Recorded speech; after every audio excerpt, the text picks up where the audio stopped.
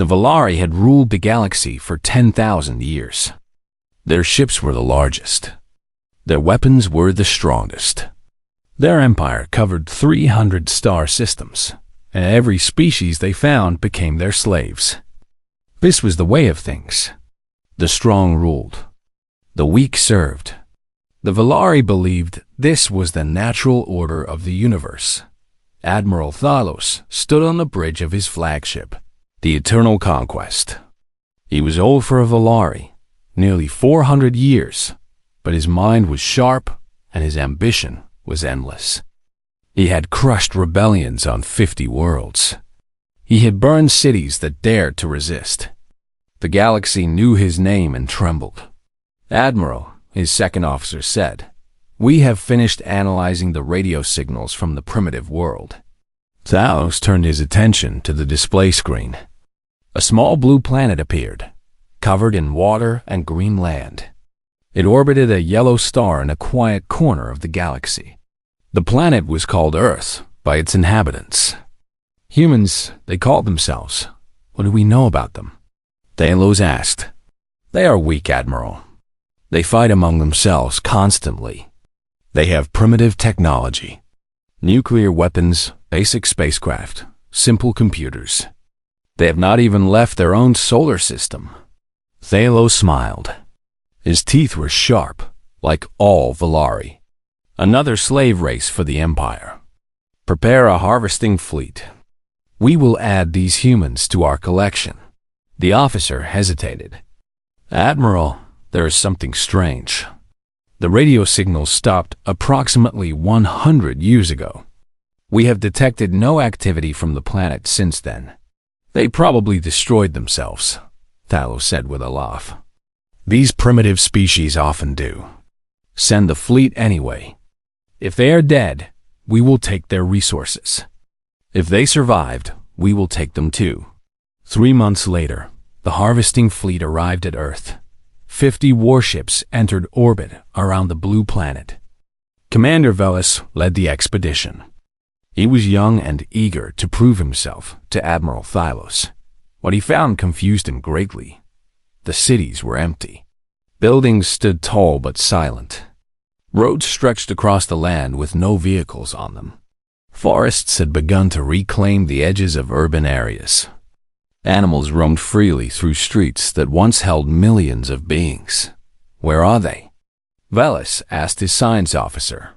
"Unknown, Commander. There are no human life signs anywhere on the planet. No bodies either.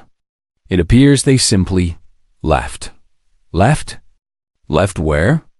"They had no ships capable of interstellar travel." "I cannot explain it, Commander." Veles ordered ground teams to search the major cities. They found homes with food still in storage. They found vehicles with fuel in their tanks.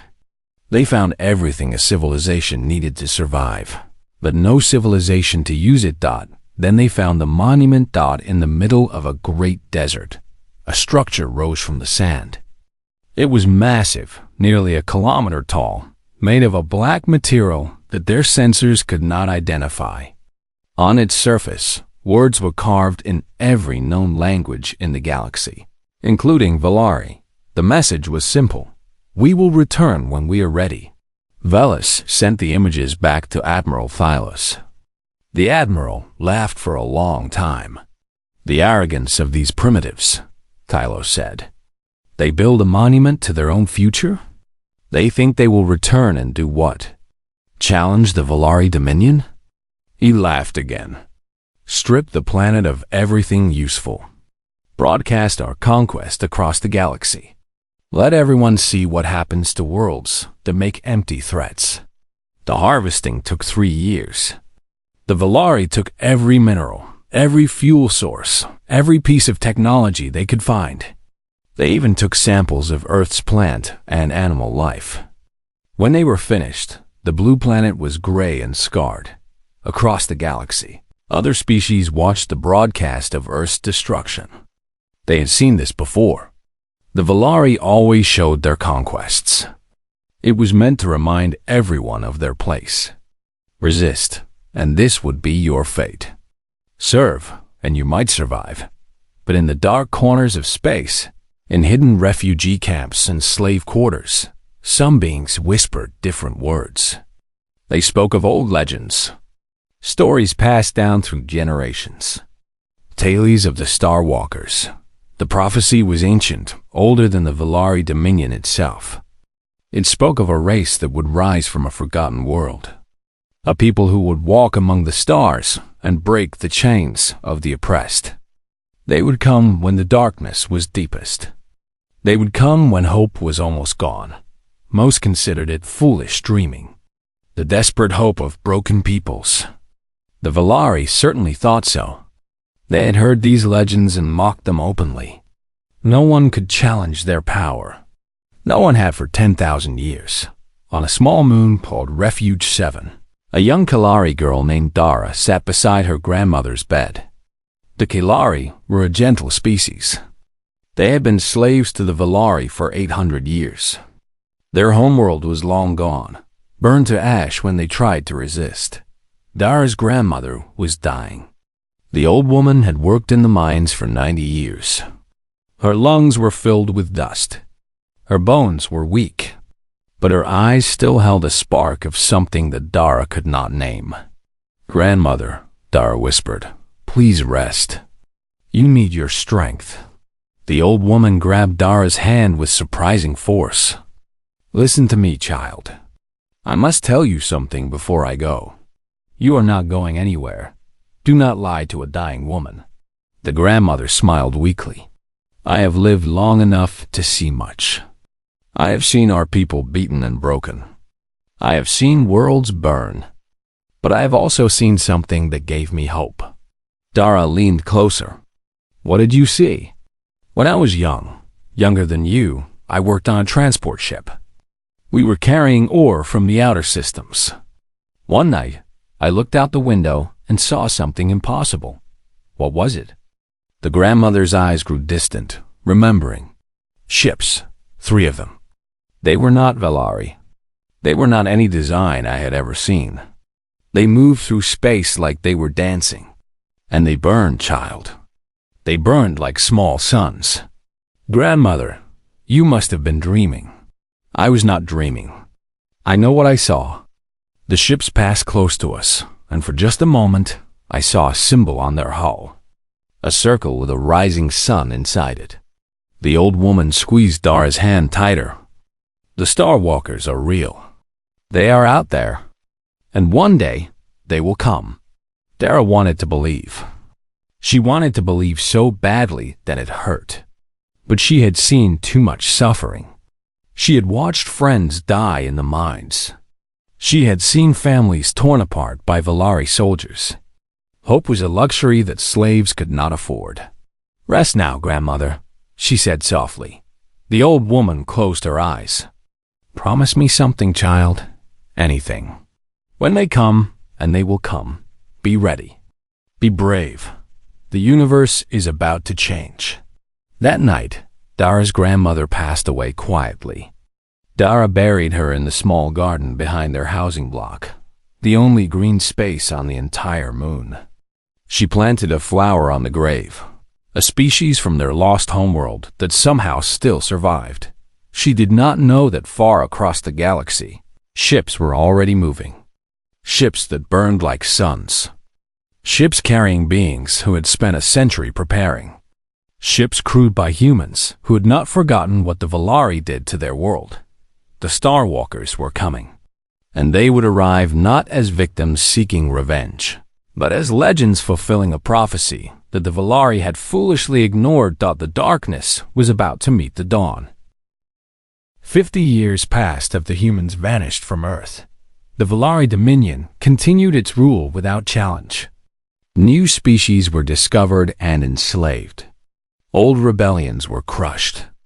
Admiral Thalos grew older, but no less cruel.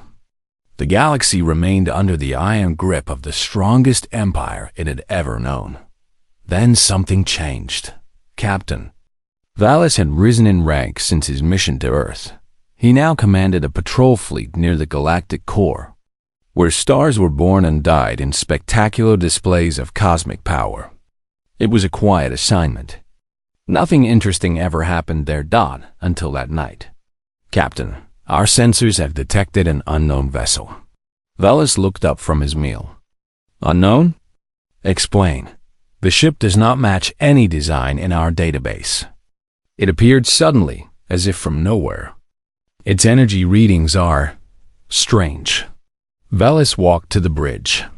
On the main screen, he saw the ship. It was beautiful in a way that made him uncomfortable. The hull was dark, almost black, but it seemed to absorb light rather than reflect it. The shape was smooth and curved, like a creature from the deep ocean rather than a machine built for space. "Hail them," Velis ordered. His communications officer sent the standard Valari greeting.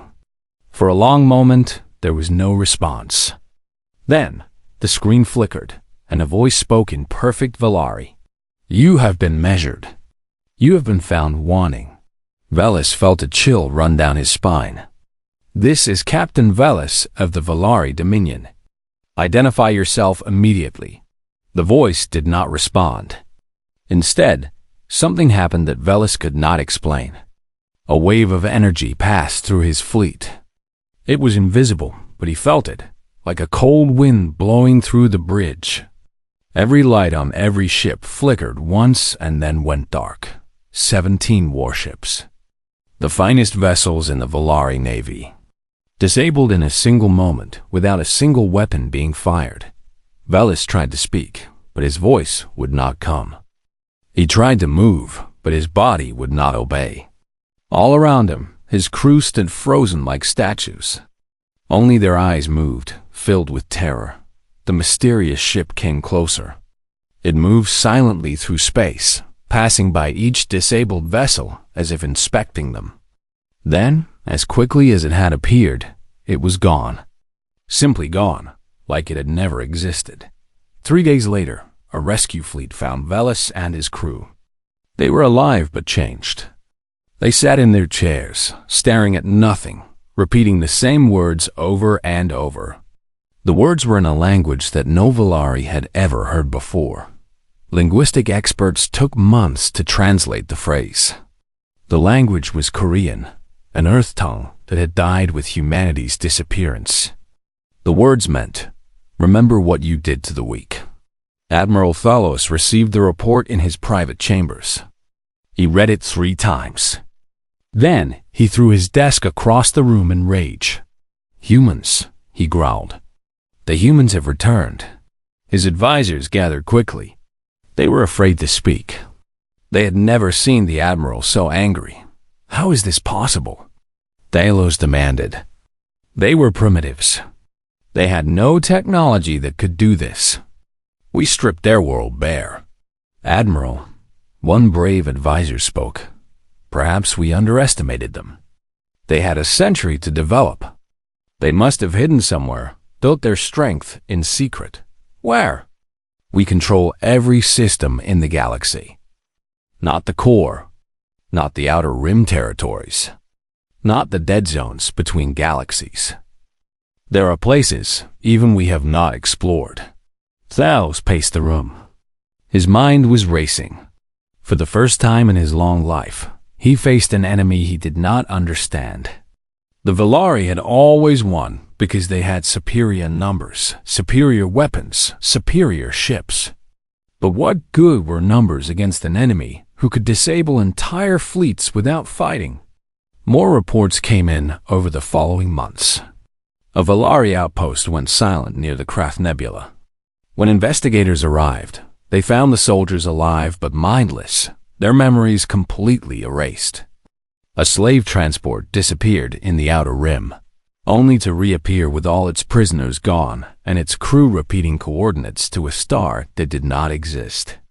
A weapons factory on the industrial moon of Vorth exploded, destroying 5 years of military production.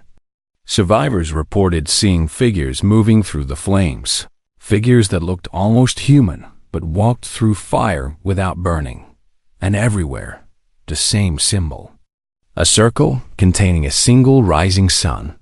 It was burned into metal walls, carved into stone floors, painted on the hulls of crippled ships. The Valari began to call it the Mark of the Walkers. Soldiers refused assignments to marked locations. Commanders requested transfers to safer systems. Fear spread through the Empire like a disease. The Galactic Council met in emergency session. Representatives from the 20 core species of the Dominion gathered in the Great Chamber on the Valari homeworld. They argued and blamed each other. They demanded answers that no one had. Admiral Thalos stood before them, trying to project confidence he did not feel. "This is a minor threat," he said. "A nuisance. These humans hide and strike from shadows because they are too weak to face us directly. We will find them. We will destroy them." "How?" demanded Counselor Myra, leader of the 10th delegation. "Your patrols cannot detect them. Your weapons cannot stop them. Your soldiers cannot fight them. Every day, we lose more ships, more outposts, more control. The slave populations are growing restless. They whisper about star walkers and prophecies. How long before they rise against us? Let them rise. We will crush them as we always have. With what? An army that fears its own shadow? A navy that refuses to patrol certain regions? You speak of strength, Admiral, but I see only weakness." Delos wanted to kill her. His hand moved toward his sidearm, but he stopped himself. Killing a council member would only create more chaos, and there was enough of that already. "Give me time," he said through clenched teeth. "I will solve this problem. You have 6 months. If the situation does not improve, this council will find someone who can protect the Dominion better than you." Thalos left the chamber in silence. His mind was already planning. He would increase patrols. He would double the size of his fleet. He would offer rewards for information about the humans. He would burn every world that sheltered them. He did not know that the humans were already watching him. They had agents everywhere. In the council chamber. In his own ship. In places he could not imagine. They had spent a century learning everything about the Valari. Their language. Their culture. Their weaknesses. Their fears. And now they were ready to teach the galaxy a lesson that the Valari would never forget. On a hidden station, deep in the heart of a dying star, a woman named Yuna reviewed the latest reports. She was 300 years old, but looked no older than 30. The humans had learned many secrets during their century of exile. Secrets of life and death. Secrets of space and time. Secrets that made them something more than what they had been. "The Admiral is scared," she said to her companion, a man named Tyan. "Good," Tyan replied. "Scared leaders make mistakes. We should move faster. Every day we wait, more innocents suffer under their rule. Patience, Yuna. We have waited 100 years. We can wait a little longer. When we strike, it must be complete. We must free everyone at once, or the Valari will use hostages against us." Yuna nodded. She knew he was right, but it was hard to be patient when she could see the suffering. When she could hear the prayers of the oppressed reaching out across the stars. Soon, she promised silently. Soon we will answer. 20 years had passed since Dara buried her grandmother. She was no longer a young girl listening to stories about star walkers. She had become something else entirely. She had become a leader. The mines of Refuge 7 were harsh places. Workers died every day from exhaustion, accidents, or the cruelty of their Valari masters. But Dara had built something in the shadows. A network. A resistance. Nothing large enough to threaten the garrison directly, but enough to save lives when she could. She hid the sick so they would not be sent to the death camps. She smuggled food to the starving. She passed information between work groups so families could find each other. Small acts of defiance that kept hope alive in a place designed to destroy it. The Valari, commander of Refuge 7, was named Revik. He was a brutal officer who enjoyed causing pain. He knew about the resistance, or at least suspected it existed. But he could never catch Dara. She was too careful, too smart, too quick. "One day I will find you," Revik had announced to the entire population. "And when I do, I will make an example that this moon will never forget." Dara heard his words and felt no fear. She had stopped being afraid years ago. Fear was useless. Only action mattered. On the night everything changed. Dara was planning an escape route for a group of children whose parents had been killed in a mining accident. She sat in her small room, drawing maps on scraps of cloth that could be hidden or destroyed easily.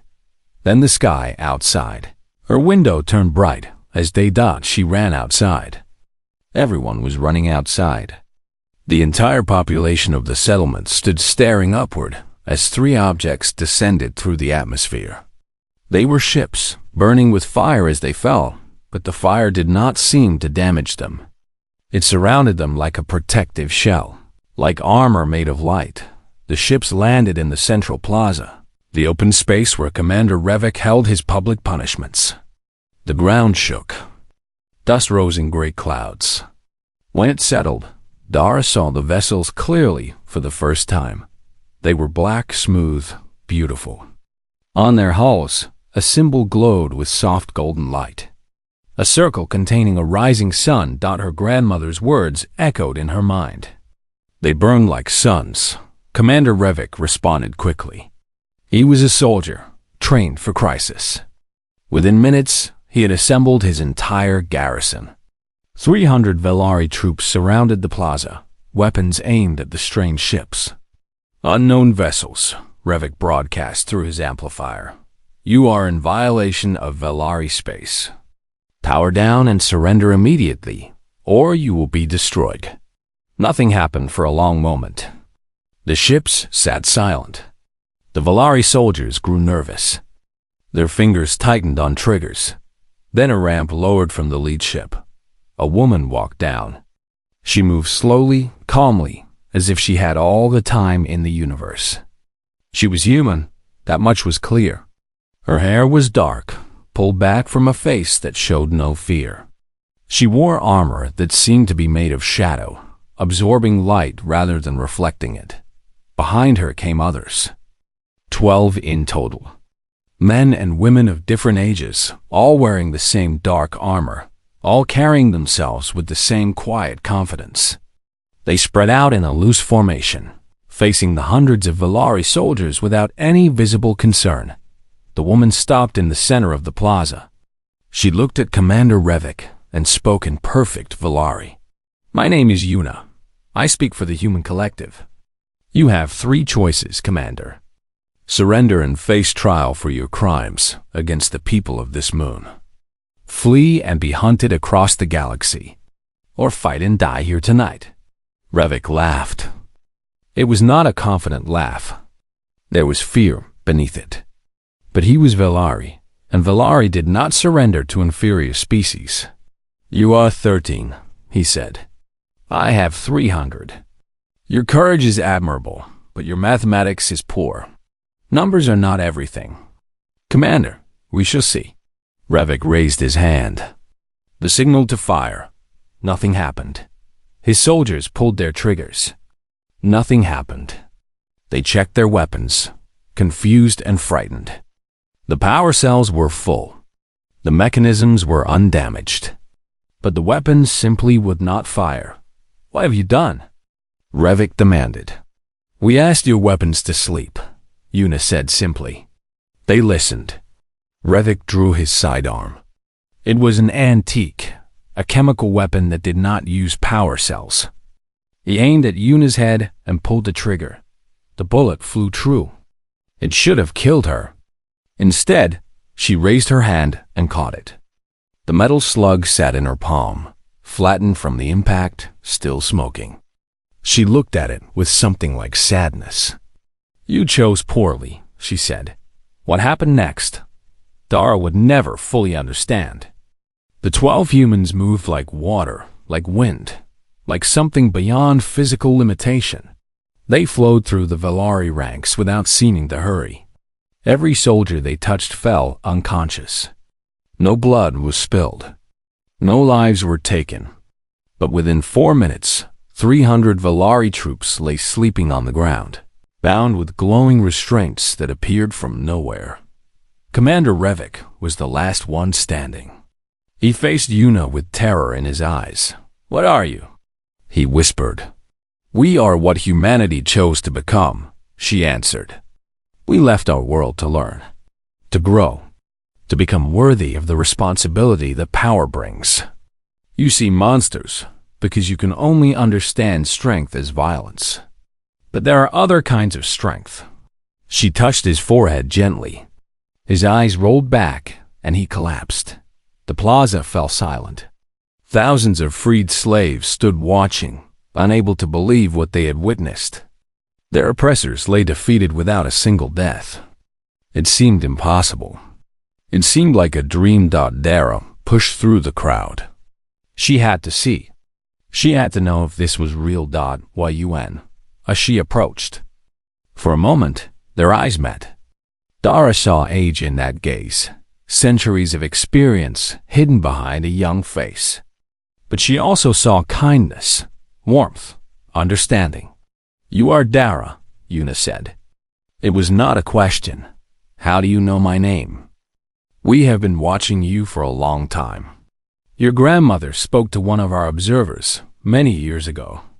She told us about you, about your courage, about how you kept hope alive when everyone else had given up." Dara's eyes filled with tears. She was right. She told me you would come. She told me the Starwalkers were real. Yuna smiled. It was a tired smile, the smile of someone who had carried heavy burdens for a very long time. "We are real, and we are sorry it took so long. We needed time to prepare, time to become strong enough to help without becoming the thing we wanted to destroy. I do not understand. When we left Earth, we were angry. We wanted revenge. If we had come back then, we would have killed millions. We would have burned the Valari worlds as they burned ours. But that would have made us no better than them." Yuna put her hand on Dara's shoulder. "So we learned. We grew. We found better ways. Ways to stop violence without becoming violent. Ways to end tyranny without becoming tyrants." One of the other humans approached. He was tall, with gentle eyes and gray streaking his dark hair. "The transport ships are ready. We can begin evacuation of the critically ill." "Thank you, Taehyung." Yuna turned back to Dara. "We are not here just to free Refuge 7. We are here to free everyone. Every slave in the Valari Empire. Every oppressed soul in the galaxy. But we cannot do it alone. We need people who know these places, who understand the suffering, who can help others trust us." Dara understood what she was asking. "You want my help. I want your partnership. Your wisdom. Your courage." Yuna extended her hand. "Will you help us finish what your grandmother dreamed of? Will you help us bring the dawn?" Dara looked at the sleeping Valari soldiers. She looked at her people, crying with joy, embracing each other, finally free after centuries of bondage. She looked at the ships that burned like suns. She took Yuna's hand. "Tell me what to do." Admiral Thalos had never known defeat. In 400 years of military service, he had crushed every enemy, conquered every world, broken every resistance. The Valari Dominion was strong because he was strong. The galaxy feared them because it feared him. Now, standing on the bridge of his flagship, surrounded by the largest fleet ever assembled in galactic history, he finally understood what it meant to face something he could not defeat. 2,000 capital ships, 50 million soldiers, every weapon the Dominion possessed. He had gathered them all above the Valari homeworld for one purpose: to destroy the human threat once and for all. The Council had given him no choice. Reports came daily of liberations across the Empire. Slave camps emptied. Mining colonies freed. Prison worlds opened. The humans moved like ghosts, striking everywhere and nowhere, never killing but never failing. The Empire was crumbling, not from destruction, but from loss of control. Admiral, his communications officer reported, "We are detecting human vessels approaching." 3 ships. Thylos stared at the display. 3 ships. Against 2,000. Either the humans were mad or they knew something he did not. Both possibilities frightened him. "Broadcast on all frequencies," he ordered. "I want them to hear me." The channel opened. Thalos spoke with all the authority he could summon. "Human vessels, this is Admiral Thalos, Supreme Commander of the Volari Dominion. You have one chance to surrender. Do so now, and I will grant you quick deaths. Refuse, and I will execute every prisoner in our empire. Every man, woman, and child you claim to protect will die screaming your names." Silence. Then every screen on every ship in the Volari fleet flickered. The displays changed, showing a single face. A human man. He appeared calm, almost peaceful, with eyes that seemed far older than his young face suggested. "Admiral Thalos," the man said. His voice was quiet, but somehow reached every corner of every vessel. "My name is Taeyun. I speak for the human collective. Before you make threats, perhaps you should check on your prisoners." Thalos gestured to his intelligence officer. The officer worked frantically at his station, then looked up with a face drained of color. "Admiral, the prisoners are gone." "Gone? What do you mean gone?" "All of them, sir. Every detention facility, every labor camp, every holding cell across the Empire. They are all empty. It happened 3 hours ago. No alarms were triggered. No guards saw anything. The prisoners simply vanished." Thalos felt his world tilting.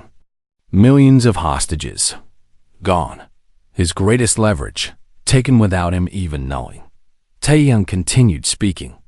"We had a century to prepare, Admiral. We learned your language, your culture, your technology. We placed observers in your society.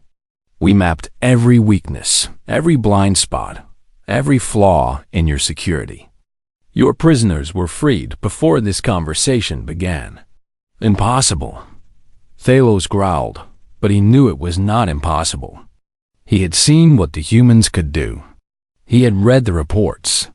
He simply had not believed them until now. "We do not wish to destroy you," Taeyun said. "We could have. Many times over the past 50 years, we had opportunities to strike at your homeworld, your leaders, your families. We chose not to. Do you understand why?" Thalos did not answer. "Because we remember what we were. Before we had this power, we were a young species. Angry, frightened. We hurt each other constantly. We nearly destroyed ourselves more times than I can count. When we left Earth, we made a choice. We would not carry our worst nature to the stars. We would only carry our best." "Pretty words," Thalos spat. "But this is war. There is no room for philosophy in war. This is not war, Admiral. War ends with death and destruction. This ends with something else entirely." Thalos turned to his tactical officer. "Full attack. Every ship. Every weapon. Burn them from the sky." His officers obeyed. Commands went out across the fleet. 2,000 ships powered their weapons, prepared their fighters, locked their targets on 3 small human vessels. Nothing happened. The weapons did not fire. The fighters did not launch. The engines did not respond. Every ship in the mighty Volari fleet sat dead in space, systems locked, controls frozen. "What have you done?" Thalos screamed at the screen. Taeyun's expression did not change. "Your weapons are sleeping, Admiral. Your engines are dreaming. Your fleet is adrift. Not destroyed. Not damaged. Simply paused. This is impossible. This technology does not exist. It does now. We had a century to study, to learn, to grow. While you were conquering and enslaving, we were evolving. We found ways to speak to machines, to ask them politely to stop. Your weapons do not want to kill. They never did. We simply showed them another option. Thalos collapsed into his command chair. His legs would not support him. Around him, his crew stood helpless, unable to do anything but watch. "What do you want?" he asked, his voice barely a whisper. "Justice," Taehyun replied. "For 10,000 years, your empire has caused suffering beyond measure. You have enslaved billions. You have destroyed worlds. You have broken countless lives because you believe strength gave you the right. It does not. If you want justice, then kill me.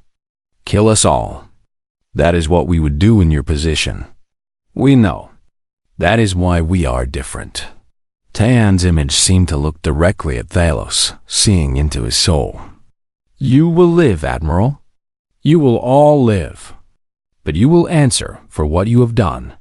Every species you wronged will have a voice. Every crime will be recorded.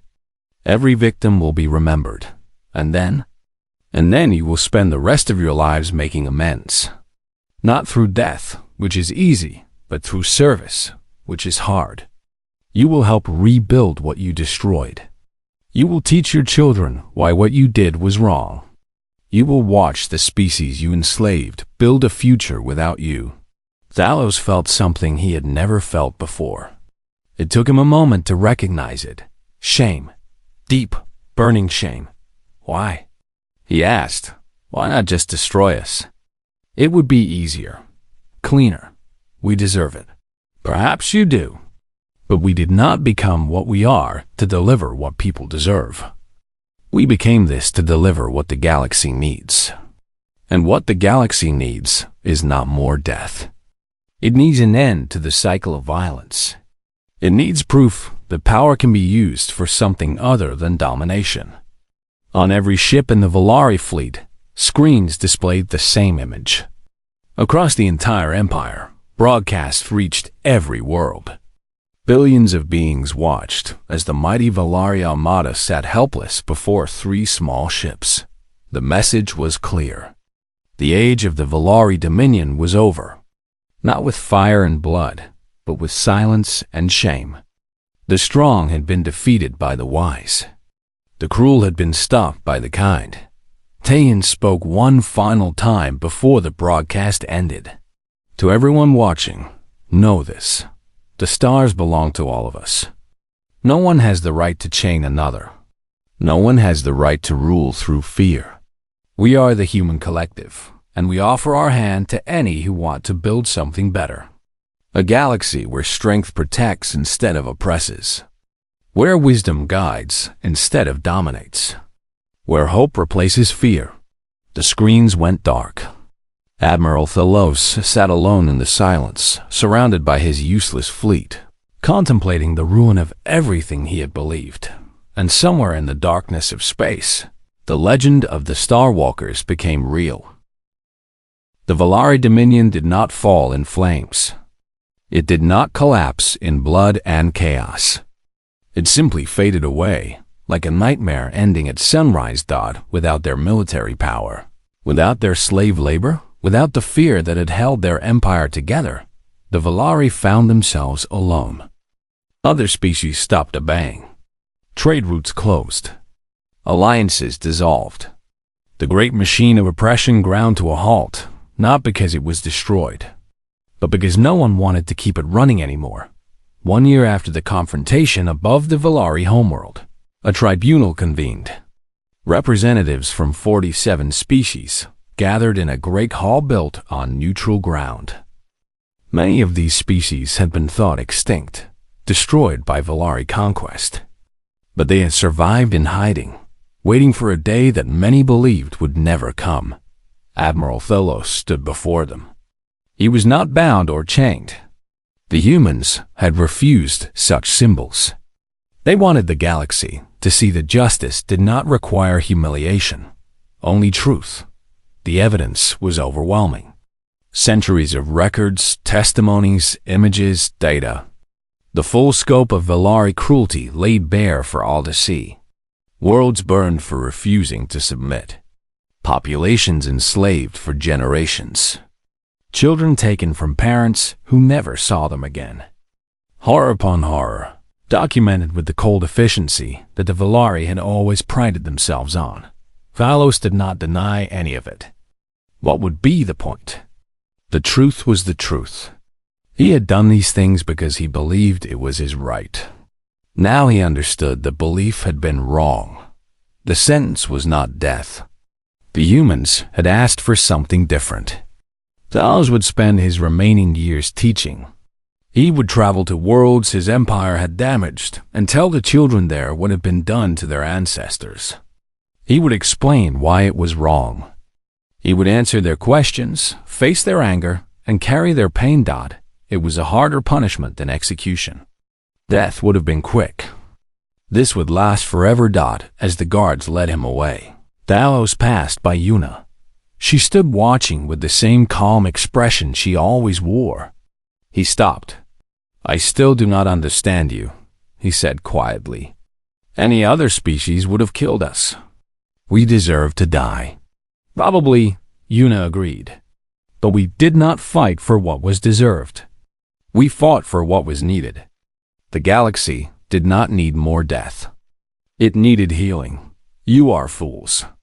Perhaps.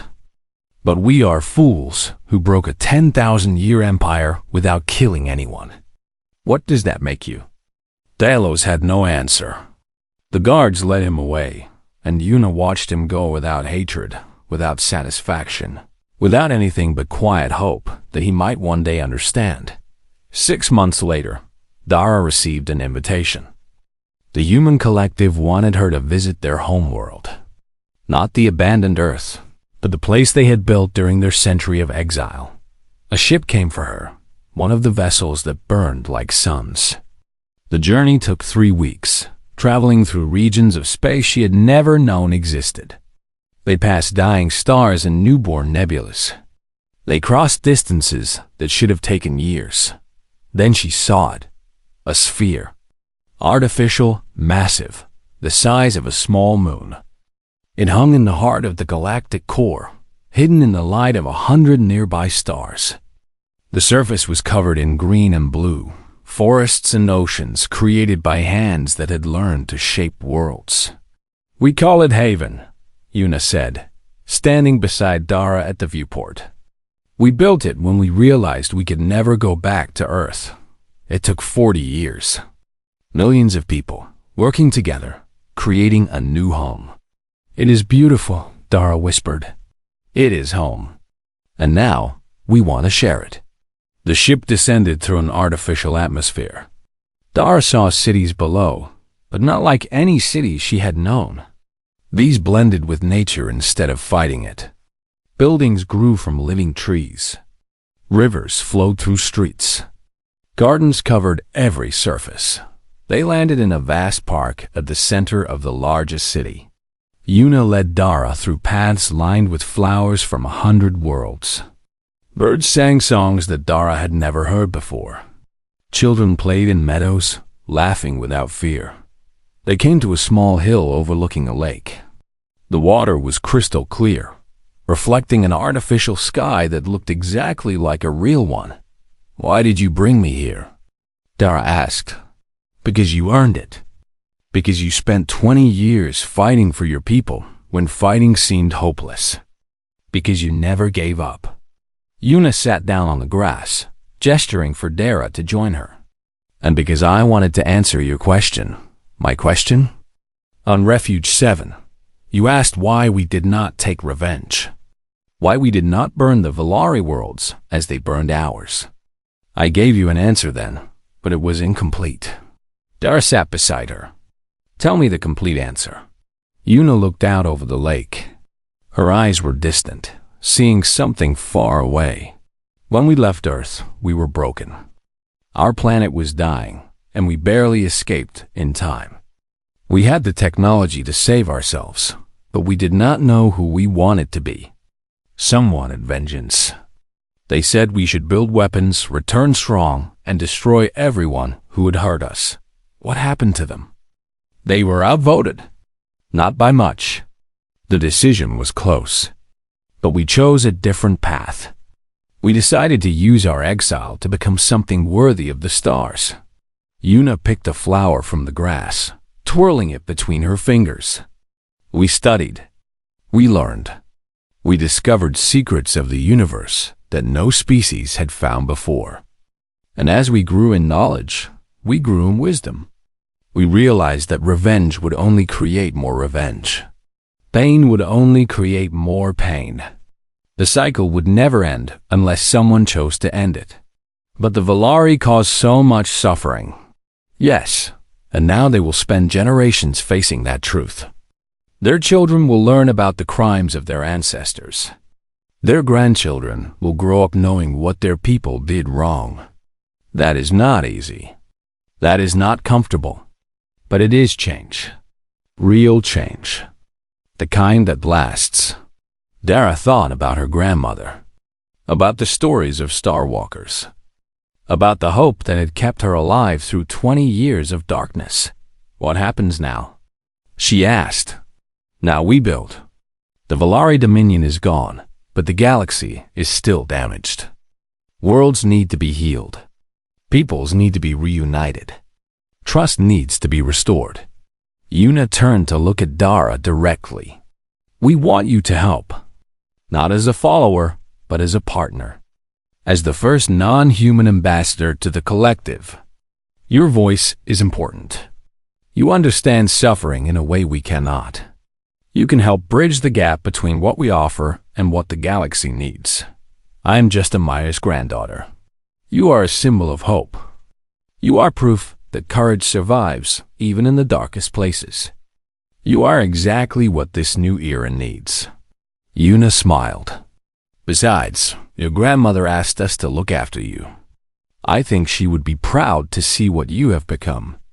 Dara felt tears falling down her face. She did not try to stop them. I accept, she said. I will help you build this new galaxy. Yuna took her hand. Then let us begin. In the years that followed, the galaxy transformed. Old borders dissolved. New alliances formed. Species that had been enemies for millennia learned to work together. It was not easy. There were setbacks and conflicts and moments when everything seemed ready to fall apart. But the humans were always there, patient and wise, guiding without controlling, helping without demanding. The legend of the Star Walkers spread to every world. Parents told children stories of the beings who came from a forgotten planet and broke the chains of the oppressed. The stories grew and changed, as stories always do. But the core remained true. There were those who used power for good, who proved that strength without cruelty was possible, who showed the galaxy a better way, and on 1,000 worlds. The suffering looked up at the stars and whispered a name. They whispered, humanity. Not as conquerors, not as destroyers, not as the monsters that so many species had been taught to expect from the strong, but as hope. As light in the darkness. As the dawn that finally came after the longest night. Dara lived for another 200 years. Thanks to the gifts the humans shared with their allies. She saw the galaxy she had dreamed of as a child become real. She watched the first generation of truly free children grow up without knowing what slavery meant. She stood beside Yuna as they opened new frontiers, welcomed new species, and built wonders that their ancestors could never have imagined. On her last day, surrounded by friends and family from a dozen different worlds, she spoke her final words. Tell them the story. Tell them about the Starwalkers. Tell them about the humans who chose wisdom over revenge.